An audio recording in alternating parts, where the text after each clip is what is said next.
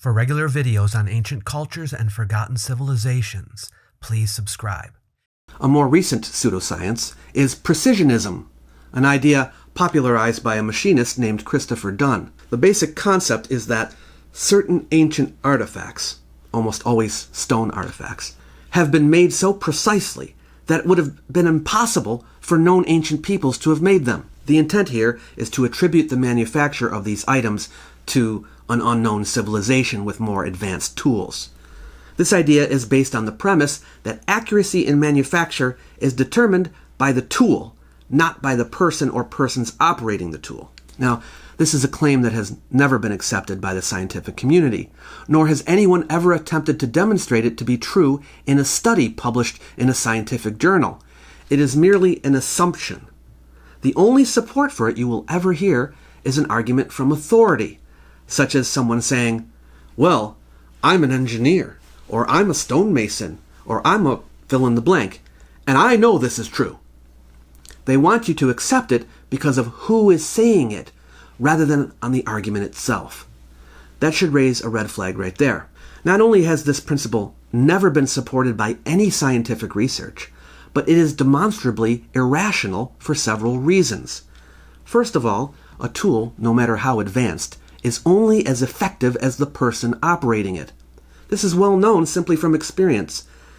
Give the most sophisticated tool to an inexperienced child, and what are you going to get?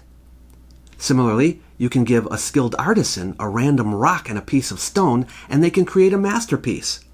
Tools don't make artifacts. People do.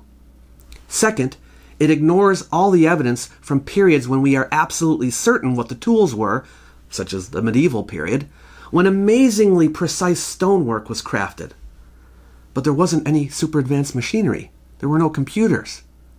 Third, it ignores the evidence of techniques that were developed over the centuries and which people still use today to achieve highly accurate work, such as methods for achieving highly accurate flatness and highly accurate circles or arcs.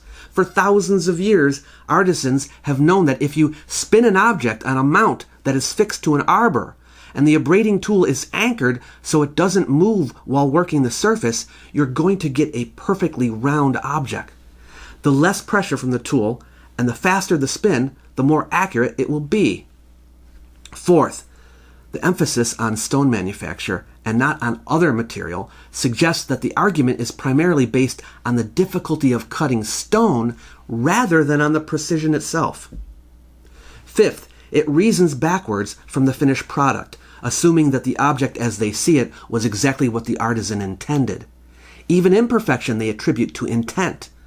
Then they say it was impossible to achieve this result by ordinary means. This is circular reasoning. Sixth, it suggests that someone went through the trouble of using highly advanced machines to create everyday household items for no apparent reason.